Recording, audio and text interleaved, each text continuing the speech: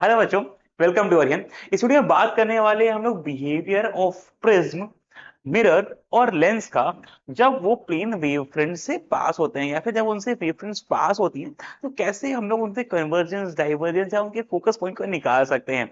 कौन सी surface converging है और कौन सी डाइवर्जिंग है, हमको इसको वेव थ्योरी से, लाइट की वेव थ्योरी से प्रूव करेंगे।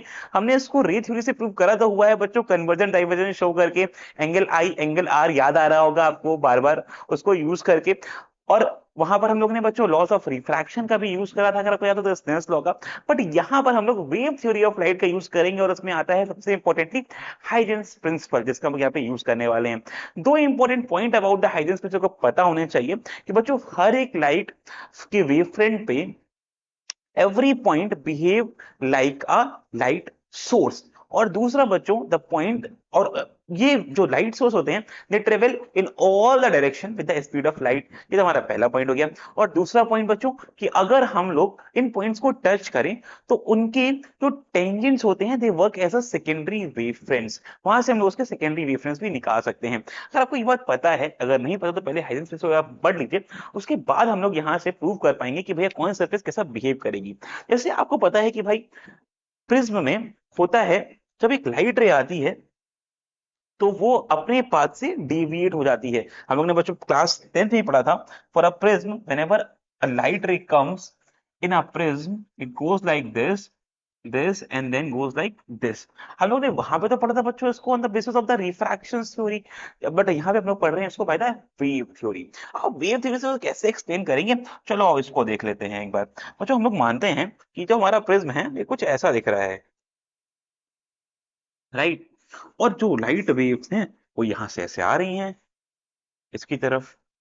मान लीजिए ये एक लाइट वेव यहाँ पे इस पे आके इसके एक एज पे टच करी। अब ये वेव फ्रंट्स हैं, राइट, लाइट वेव्स के फॉर्म्स में है। अब वेव के फॉर्म्स में है तो इसमें हर एक लाइट के इस पे हर एक जो पॉइंट होगा वो एक नया सोर्स ऑफ लाइट वर्क कर रहा होगा। मानो ये एक पॉइंट ए है, इधर मैं एक पॉइंट बी को ले लेता हूँ। ठीक है। अब पॉइंट ए से कुछ वेव फ्रंट्स निकलेंगे भाई, और वो आप देख रहे हो वो पास कर रहे हैं इस ग्लास के अंदर से, मतलब प्रिज्म के अंदर से। और पॉइंट बी से भी कुछ वेव फ्रंट्स निकलेंगे बच्चों, राइट। तो पॉइंट बी से जो वेव फ्रंट्स निकल रहे हैं वो मैक्सिमम पास हो रहे हैं, आप देख पा रहे हो वो मैक्सिमम पास कर रहे हैं एयर से।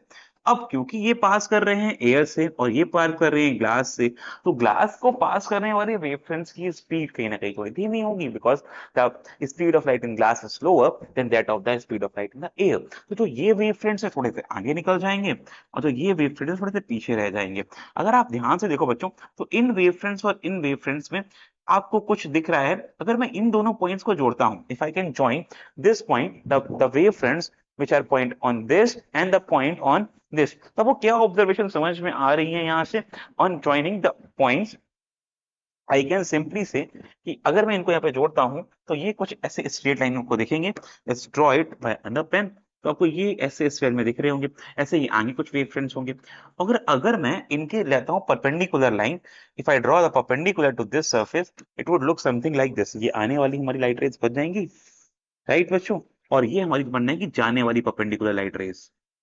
तो आप देख पा रहे हो ये वो लाइट रेज हैं जिनके बिहेवियर कुछ ऐसे वेव फ्रंट्स हैं जो कुछ आपको ऐसे शो कर रहे हैं। और यही वेव फ्रंट्स का एक्सप्रेशन हाइजेंस ने अपने प्रिंसिपल ने बताया। सेम बात करते हैं अगर कॉन्वेक्स सरफेस की, तो कॉन्वेक्स सरफेस के लिए यू नो कि आप जो सरफेस बनेगी वो कुछ ऐसी बनेगी। ऐसी क्यों बनेगी, एक बार इसको देख लो। मानो ये लाइट रे आई बच्चों, ये लाइट रे आई और इसमें हमने मान लिया 3 पॉइंट्स, जैसे हमारा ये ए पॉइंट है, ये बी पॉइंट है और ये हमारा सी पॉइंट है। अब बी पॉइंट जो है यहाँ से जो वेव फ्रंट्स आएंगे वो मैक्सिमम ग्लास से पास हो रहे होंगे तो बहुत दूर नहीं जा पाएंगे। लेकिन जो ए से जा रहे हैं वो ग्लास से कम पास होंगे तो वो दूर तक जा पा रहे होंगे।